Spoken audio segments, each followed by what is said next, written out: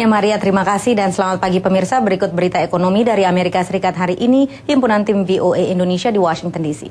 Pemirsa, secara teknis ekonomi Amerika sudah dianggap bebas dari resesi.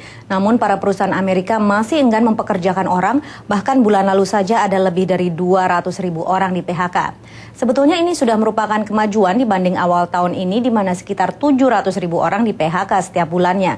Namun tingginya tingkat pengangguran ini tetap mengancam kepercayaan konsumen sehingga memperlambat pemulihan ekonomi. Meski perekonomian Amerika mulai menggeliat, banyak analis khawatir akan jobless recovery, yaitu pemulihan ekonomi yang rapuh di mana tingkat pengangguran terus tinggi. Tiap bulan sekitar 220.000 warga kena PHK, termasuk Sharon Marino. To give up my apartment. This is not funny. It really isn't. This is my job and I need it. Meski tingkat PHK mencapai titik terendah dalam 12 bulan terakhir, menurut Departemen Tenaga Kerja Amerika, pengangguran kini mencapai 9,7%, tertinggi dalam 26 tahun terakhir. During the early months of an economic recovery, we find that more individuals are drawn into the labor force, but they don't find jobs right away.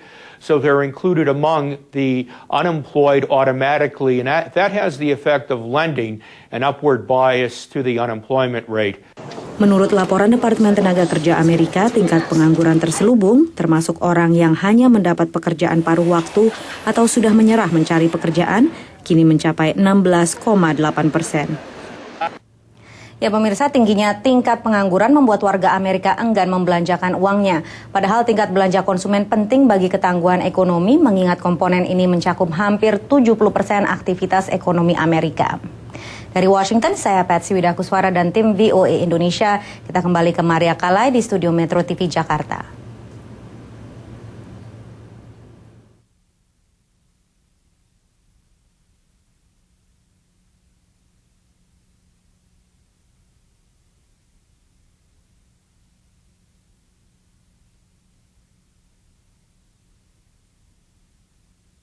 Di tengah resesi ekonomi, ternyata penjualan e-book di Amerika terus meningkat. E-book adalah piranti elektronik yang bisa digunakan untuk mendownload ratusan judul buku secara online. Banyak yang suka e-book karena alasan kepraktisan. I definitely would find it more convenient for myself if I had a whole bunch of books just on this little computer.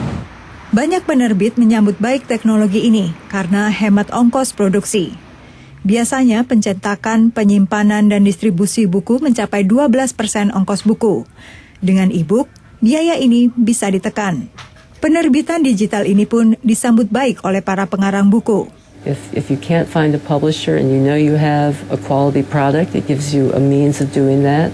Analis memperkirakan e-book akan semakin populer jika produsen mau menurunkan harga. Sekarang ini harga e-book berkisar antara $200 hingga $400.